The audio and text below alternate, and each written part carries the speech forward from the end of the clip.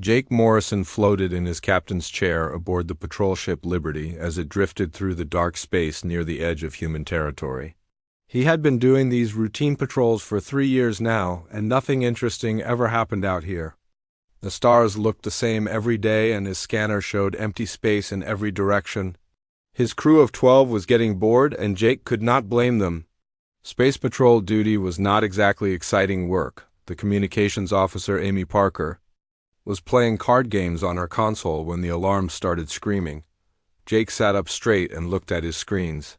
Something massive had just appeared on their sensors about 2 million kilometers away. It had not been there a second ago, and now it was just sitting there like it had always existed. "Amy, what am I looking at?" Jake asked as he stared at the readings on his screen. The object was huge, bigger than any ship he had ever seen. It looked like it was made of some kind of crystal, and it was glowing with a soft blue light. "I have no idea, Captain," Amy replied as she checked her instruments. "It just appeared out of nowhere. No energy signature that I can recognize and no response to our hails." Jake ordered his pilot Bobby Chun to move them closer but to keep their distance. As they approached the crystal structure, Jake could see that it was beautiful in a way that made his skin crawl. It was perfectly smooth and seemed to bend light around it in impossible ways. The thing was easily the size of a small moon, but it floated there without any visible means of support. Then it spoke to him. Not through the radio or the ship's speakers, but directly into his mind. Jake felt the words appearing in his thoughts, like someone was writing them there with a pen. The voice was calm and ancient and spoke in perfect English, even though Jake was sure it had never heard human language before. "Greetings, young species," the voice said inside his head. "You have been selected to participate in the Tournament of the Gods. Every 10,000 cycles, we gather the greatest champions from across the galaxy to compete for the right to advance their civilization. The winner gains knowledge and technology beyond imagination. The losers serve for 1,000 generations." Jake tried to speak but found he could not move his mouth. The voice continued speaking in his mind while his crew worked frantically at their stations, apparently unable to hear what he was hearing. "Your species has reached the minimum threshold for consideration. You may send one representative to compete against champions from hundreds of worlds. The trials will test strength, cunning, wisdom, and the essence of what makes your people unique. Choose carefully, for the fate of humanity rests on this decision." Images flashed through Jake's mind faster than he could process them. He saw massive alien beings fighting with weapons that could destroy planets. He saw creatures made of pure energy battling in arenas that defied physics. He saw the aftermath of previous tournaments where entire civilizations had been reduced to slavery because their champions had failed. "The coordinates to the tournament grounds are being downloaded to your ship's navigation system," the voice explained. "You have 30 days to arrive, or humanity will be judged unworthy and marked for conquest. Remember, only one representative and only what they can carry by hand. Technology beyond basic tools is forbidden." The crystal structure began to fade, and Jake felt the presence leaving his mind. Suddenly, he could move again, and the bridge erupted in chaos as his crew demanded to know what had just happened. Jake looked at his navigation console and saw new coordinates had indeed been entered into their system. The location was somewhere in the galactic core, farther from Earth than any human had ever traveled. Amy was trying to record what had happened, but her instruments showed nothing unusual. As far as the ship's computers were concerned, they had just encountered empty space for the last 10 minutes. Only Jake remembered the crystal and the voice and the terrible choice that had been placed before humanity. When they returned to Earth Command 3 days later, Jake tried to explain what had happened to his superiors. Commander Lisa Hayes had been his friend since flight school, and she knew Jake well enough to believe he was telling the truth. But even she struggled to accept the implications of what he was saying. "You are telling me that aliens have invited us to some kind of cosmic gladiator match," Lisa said as she reviewed Jake's report, "and if we lose, humanity becomes slaves to alien overlords." "That is exactly what I am telling you," Jake replied. "Lisa, I know how it sounds, but you have to believe me. The coordinates are real, and we only have 3 weeks left to decide. The debate that followed consumed the entire government. Scientists analyzed the coordinates and confirmed they pointed to a location in space that human telescopes had never been able to observe clearly. Military leaders argued about whether humanity was ready for this kind of challenge. Politicians worried about the risks of angering these alien gods by refusing their invitation. Meanwhile, Jake studied everything he could find about alien contact, protocols and tournament combat throughout human history. He read about gladiators and knights and warriors from every culture on Earth. He practiced with every weapon he could get his hands on, and trained his body until he could barely stand. But the more he learned, the more convinced he became that this tournament was not really about individual combat at all. The voice had mentioned testing the essence of what made each species unique. For humans, that was not strength or advanced technology. It was their ability to adapt, to cooperate, to find solutions that others missed. 2 weeks into the debate, Jake made his decision. He slipped away from Earth Command in the middle of the night and stole the prototype stealth ship Endeavour from the research facility, where it was being tested. The ship was fast and had experimental shielding that might protect him during the long journey to the galactic core. Lisa tried to stop him, but Jake had already programmed the navigation system and engaged the autopilot. As Earth fell away behind him, Jake felt a mixture of terror and excitement. He was carrying nothing but his grandfather's combat knife, a basic survival kit, and the hope that humanity's greatest strength would be enough to save them all. The journey to the tournament grounds took 18 days through hyperspace lanes that no human had ever traveled. When Jake finally arrived at the coordinates, he found himself staring at something that should not have been possible. Floating in the void was a massive arena complex that seemed to exist in its own pocket of space and time. Ships from hundreds of different worlds were docked around its perimeter, and Jake could see beings of every imaginable shape and size moving through transparent corridors. As the Endeavour approached the docking bays, Jake realized he was about to represent all of humanity in a contest that could determine the fate of his entire species. He had no idea what challenges awaited him, but he knew that failure was not an option. Somewhere behind him, Earth continued spinning through space, unaware that their future was about to be decided by one man with a knife and an unshakable belief that humans deserved to be free. Jake stepped off his ship onto a platform made of some kind of metal that glowed with its own inner light. The artificial gravity felt exactly like Earth normal, but he could see through transparent walls that they were floating in deep space. Other docking bays stretched out in every direction, and Jake could see dozens of alien ships of designs that made no sense to human eyes. A figure approached him from across the platform, and Jake got his first close look at an alien being. It was roughly humanoid, but covered in what looked like living crystal that shifted colors as it moved. When it spoke, the words came directly into Jake's mind, just like the voice from the crystal ship had done. "Welcome, human champion," the being said, without moving what Jake assumed was its mouth. "I am Registrar Ninth Crystal Harmony. You will follow me to the orientation chamber where the rules will be explained." Jake followed the crystal being through corridors filled with the most amazing collection of life forms he had ever imagined.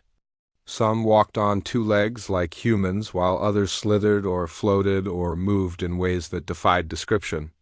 A few looked almost human except for details like extra arms or eyes that glowed with their own light.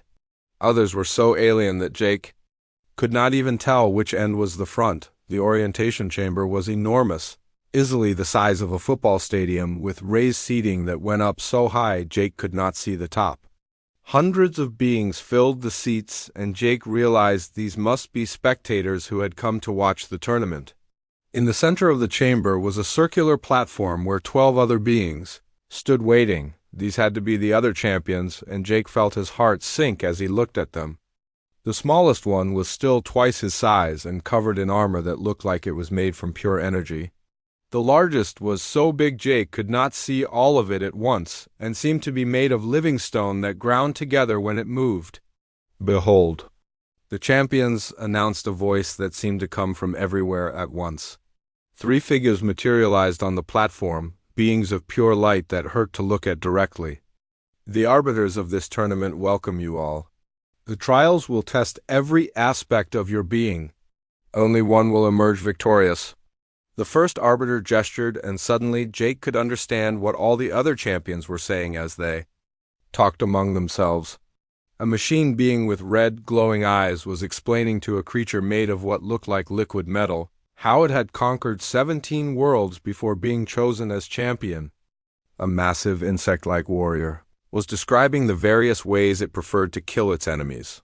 Jake listened carefully and began to understand that most of these champions had been selected because they were the strongest fighters or most successful conquerors from their respective species. They were expecting a tournament based on combat and domination. This gave Jake his first real hope, because if there was one thing humans were good at, it was approaching problems from unexpected angles. The second arbiter spoke, and its voice echoed through the chamber. The first trial begins now. Each champion will face 3 challenges that test the limits of physical power. Success is measured not by victory over others, but by how completely you overcome the obstacles placed before you. The floor of the chamber transformed into 12 separate testing areas, and Jake found himself standing in front of a massive stone block that had to weigh several tons. Around him, the other champions were facing similar challenges, but their stones were sized appropriately for their much larger bodies. The machine champion, called Vex9, approached his stone and simply lifted it over his head with mechanical precision. Hydraulic systems in his arms waned with the effort, but he held it steady for the required 10 seconds before setting it down. A being that looked like a walking mountain named Senth grabbed his stone and crushed it to powder in his bare hands. Before forming it back into a perfect cube, when Jake's turn came, the entire arena fell silent. Even the spectators in the stands seemed to lean forward to see what the small human would do.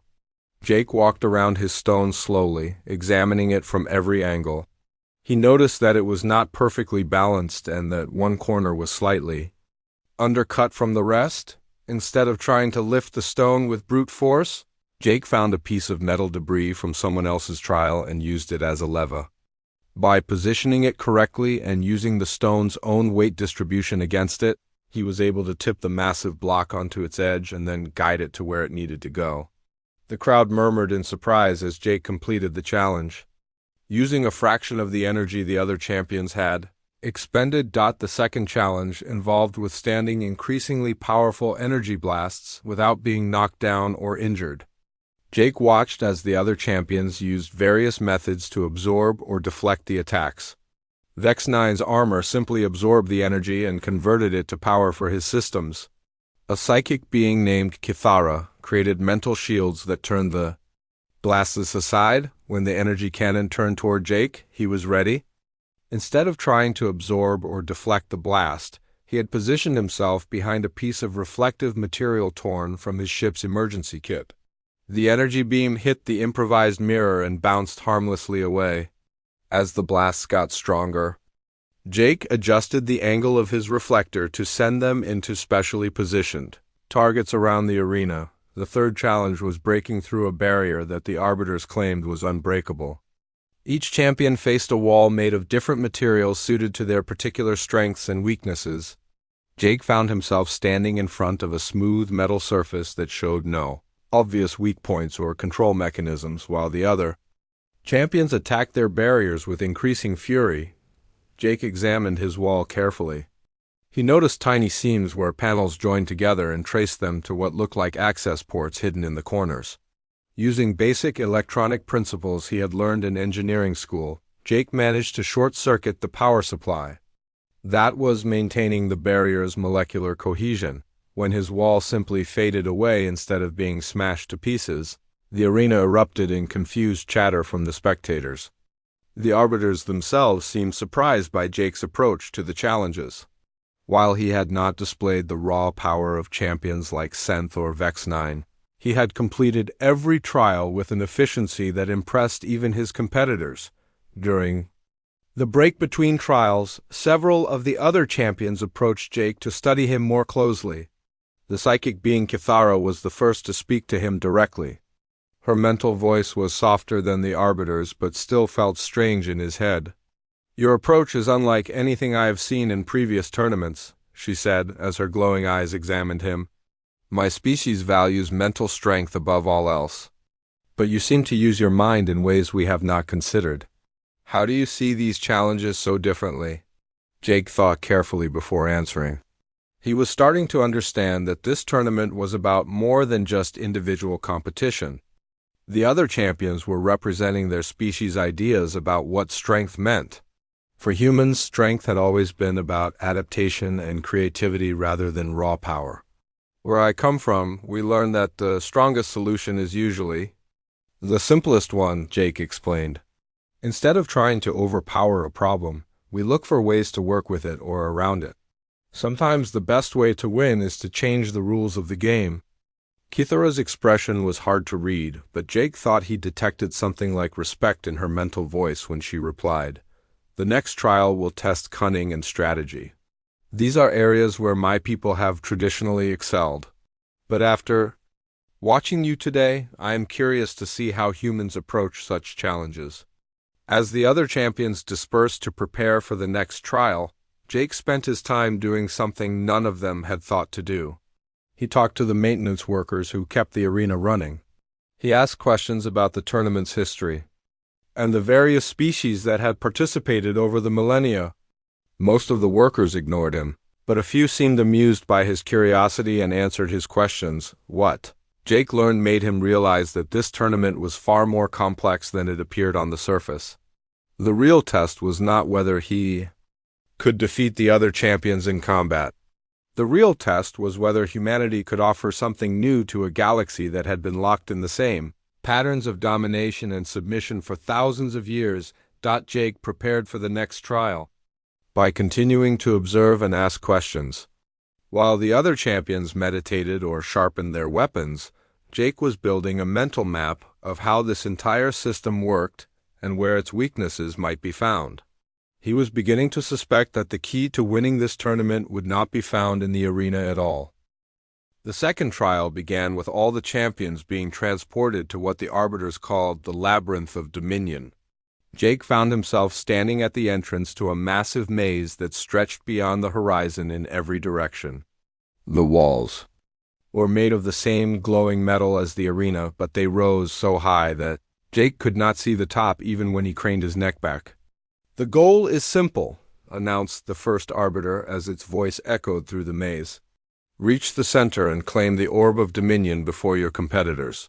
Use whatever methods you deem necessary, but remember that only one may possess the orb when time expires." Jake watched as the other champions immediately charged into different entrances of the maze. Vex 9 began systematically blasting through walls with his arm cannons.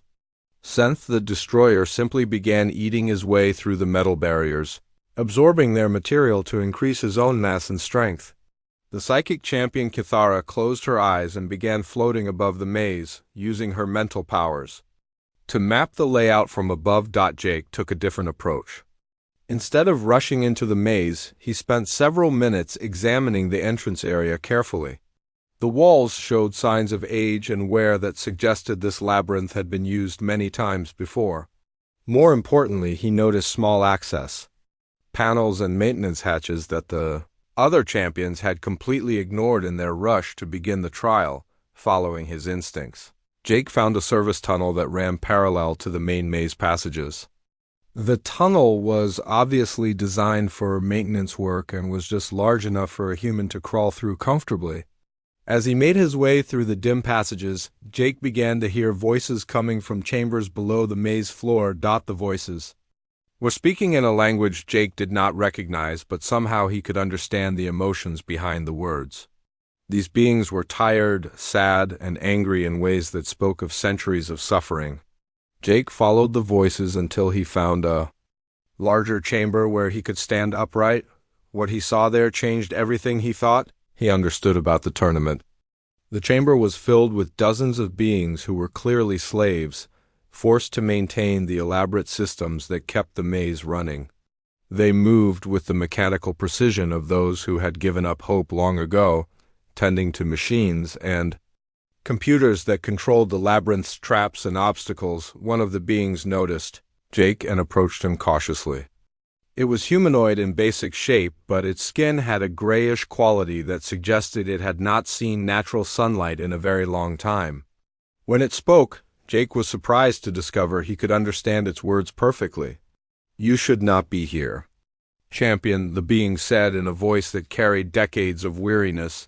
"This area is forbidden to tournament participants. Return to the maze before the arbiters discover your presence." "Who are you?" Jake asked instead of leaving. "What is this place, and why are you down here instead of up there watching the trials?" The being looked around nervously before answering. "We are the keepers, the builders of this place.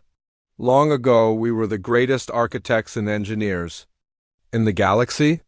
We created the tournament grounds as a gift to promote understanding between species. But the Ascended Ones enslaved us and corrupted our creation into an instrument of control." Jake felt a chill run down his spine as he began to understand the true nature of what he had stumbled into. "You built the maze," he said. "You know how it really works," the keeper nodded sadly. "Every trap, every passage, every mechanism was designed by our ancestors. We have maintained it for 10,000 years, forced to watch as species after species is broken by trials that were never meant to be competitions of pure dominance." "Then help me understand it," Jake said urgently. "Not so I can win, but so I can show everyone what this tournament really is?" The keeper, who introduced himself as Jorik, stared at Jake for a long moment. "In all the millennia of tournaments, no champion has ever asked for our help, rather than demanding our submission. Why should we trust you when your species is as unknown to us as we apparently are to you?" Jake thought carefully before answering. Everything he said now would determine not just his own fate, but possibly the future of the galaxy. "Because my people believe that the strongest buildings are constructed on foundations of cooperation, not conquest. We have learned that the best solutions come from working together rather than trying to dominate each other." Something in Jake's voice must have convinced Jorik, because the ancient keeper began to smile for the first time in centuries. "Then perhaps it is time for the Labyrinth of Dominion to remember its original purpose. Follow me, human champion, and I will show you what this place was meant to be." Working together, Jake and Jorik mapped the maze's true structure. The labyrinth was not designed to test individual power at all, but rather to encourage cooperation and understanding between different species. The creatures that lived within its walls were not monsters to be destroyed, but guardians to be negotiated with. The traps were not barriers to be smashed, but puzzles that required multiple perspectives to solve safely. As they traveled through maintenance tunnels toward the center of the maze, Jorik explained how the original tournament had been corrupted. "The Ascended Ones took our celebration of diversity and turned it into a tool for maintaining their dominance. Champions who showed creativity and cooperation were eliminated as threats, while those who relied on brute force were allowed to advance." "But that means," Jake said as understanding dawned on him, "the winners were always those who would be easiest for the Ascended Ones to control afterward." "Exactly," Jorik confirmed. "The tournament selects not the strongest species, but the most predictably violent ones. Your people were invited not as an honor, but as a death sentence. They fear humanity's tendency toward cooperation and innovation."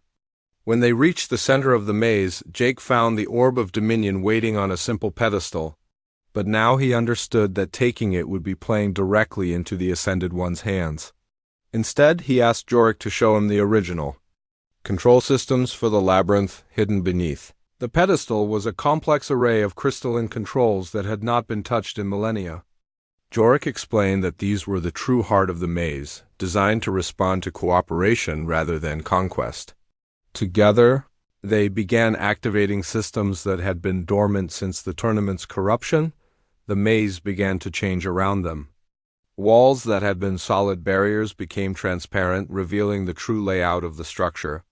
Creatures that had been hostile guardians reverted to their original roles as guides and teachers. Most importantly, the other champions found themselves transported to the center chamber whether they had wanted to come or not. Vex 9 arrived first, his weapons powered down and his mechanical systems showing signs of confusion. "What has happened to the trial?" he demanded. "I was in the middle of breaching the final barrier when everything changed." Senth the Destroyer materialized next, his massive form somehow less intimidating in the transformed space. Kithara appeared, with her psychic shields raised, expecting an attack that never came. One by one, the other champions gathered in the center chamber, all of them demanding explanations for what had gone wrong with their individual trials. Jake stood beside Jorik and the other keepers who had followed them to the center for the first time in the tournament's corrupted history. The true builders of the maze stood openly in their creation.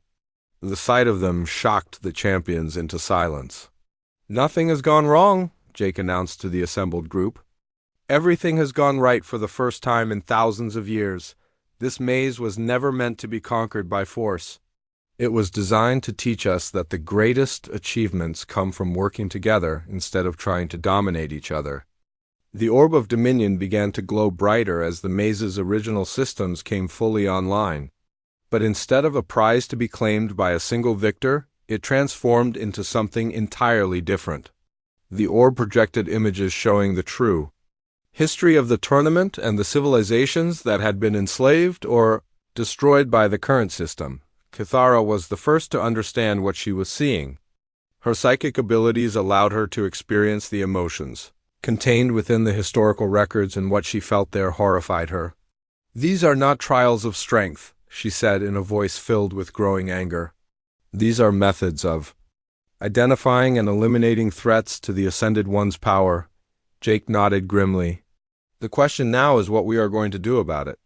We can continue playing their game by their rules, or we can work together to show the galaxy that there is a better way." Above them, alarms began to sound throughout the arena complex as the arbiters realized that something unprecedented was happening in the maze. The second trial had become something entirely different from what they had planned, and they were rapidly losing control of their carefully orchestrated tournament. The real test was just beginning.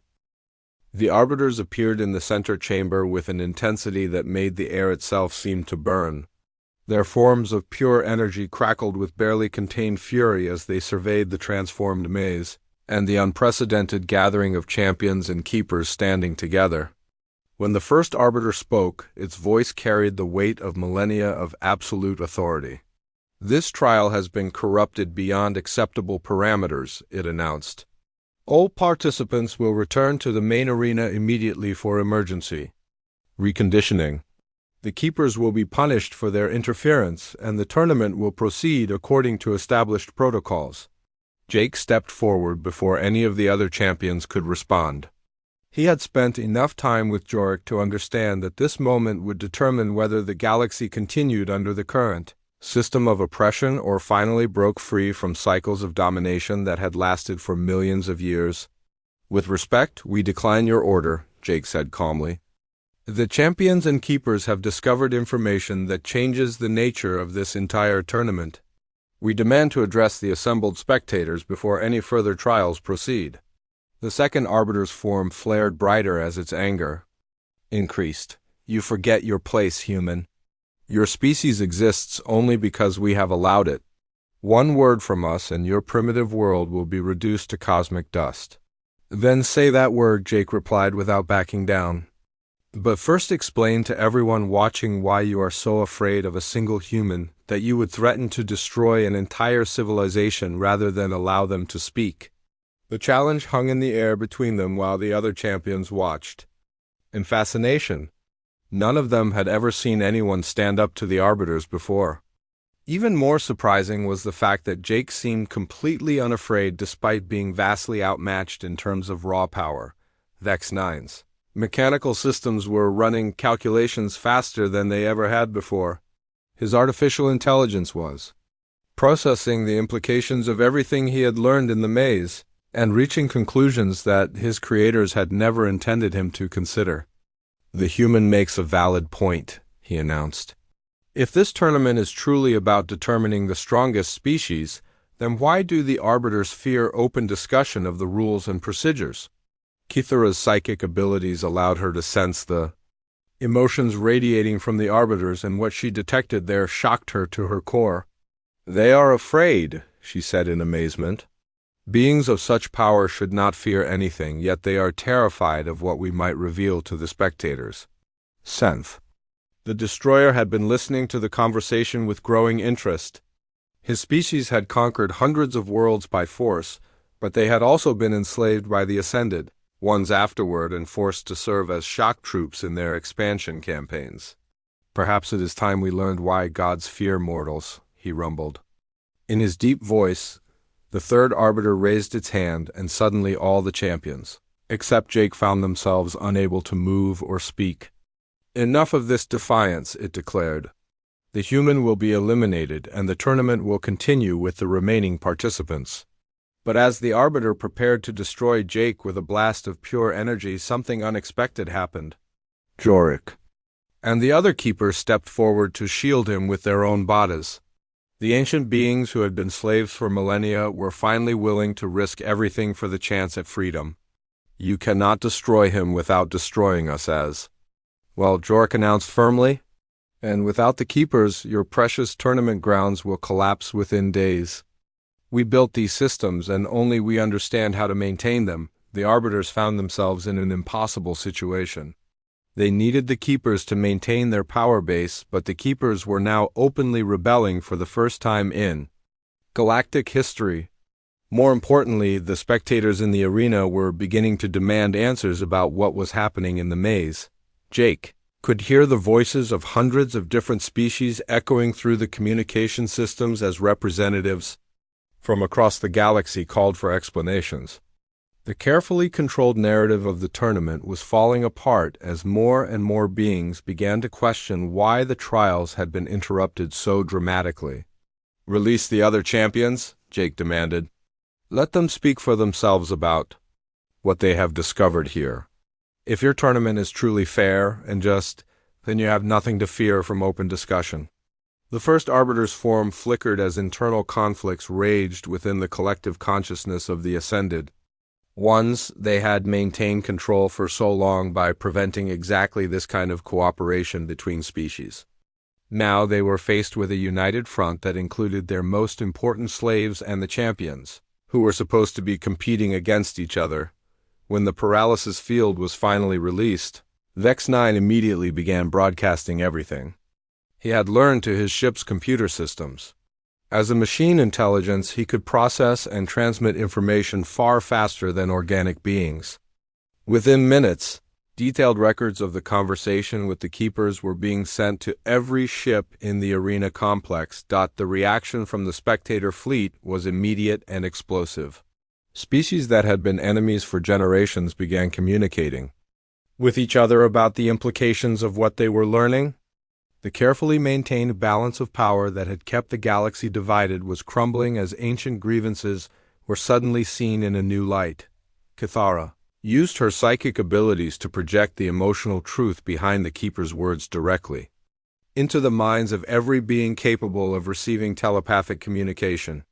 For the first time, thousands of species experienced the genuine pain and suffering that had been hidden beneath the tournament's glorious facade. Even Senth the Destroyer found himself questioning everything his species had been taught about strength and dominance. If the most powerful beings in the galaxy ruled through deception rather than honest superiority, then what did that say about the nature of true power? The arbiters made one final attempt to regain control of the situation. They transported everyone back to the main arena and announced that the tournament would proceed with individual combat eliminations until only one champion remained. But their authority had been fundamentally undermined, and everyone present knew it. "We will fight if you insist," Jake announced to the packed arena. But the spectators deserve to know what they are really watching. This tournament has never been about finding the strongest species. It has been about identifying and eliminating those who pose a threat to the current power structure. The audience erupted as representatives from hundreds of worlds began demanding proof of these accusations. The arbiters found themselves forced to either provide evidence of their legitimacy or risk complete rebellion from the assembled fleet.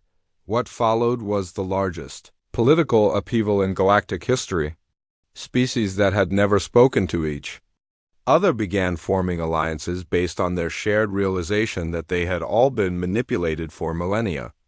The rigid hierarchy that had governed civilization began to collapse as beings questioned every aspect of the system they had taken for granted.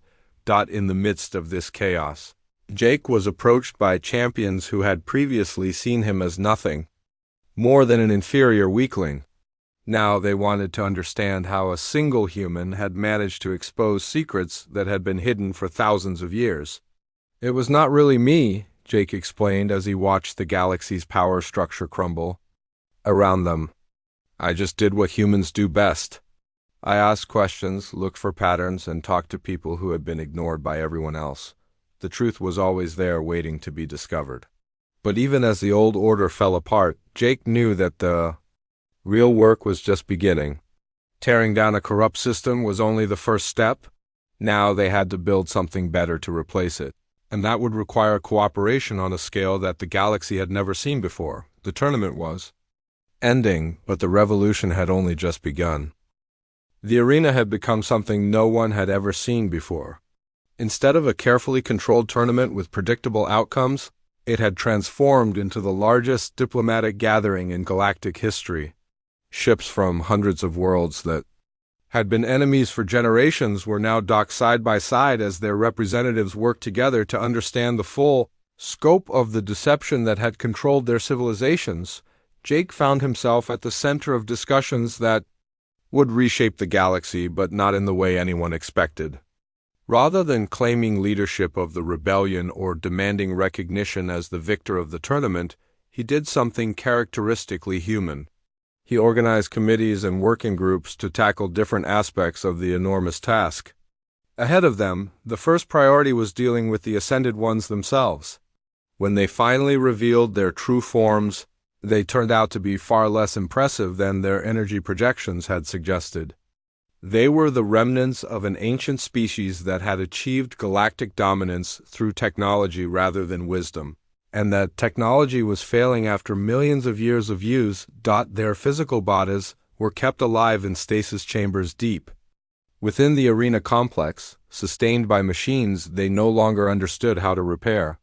They had been using the tournament system to identify and eliminate species that might eventually challenge their rule, but they had also been desperately searching for new technologies to extend their own failing existence. "We offer you a choice," Jake announced to the gathered Ascended Ones as they stood in their failing mechanical bodies. "Continue trying to rule through fear and deception until your technology finally fails completely, or join us in building something better that will benefit everyone, including yourselves." Some of the Ascended Ones rejected his offer and fled to the outer regions of the galaxy, taking what remained of their loyal followers with them. But others, exhausted by millennia of isolation and paranoia, chose to share their accumulated knowledge with the new, cooperative framework that was emerging from the chaos. The Keepers were freed from their slavery and immediately began sharing architectural and engineering knowledge that revolutionized construction techniques across hundreds of worlds.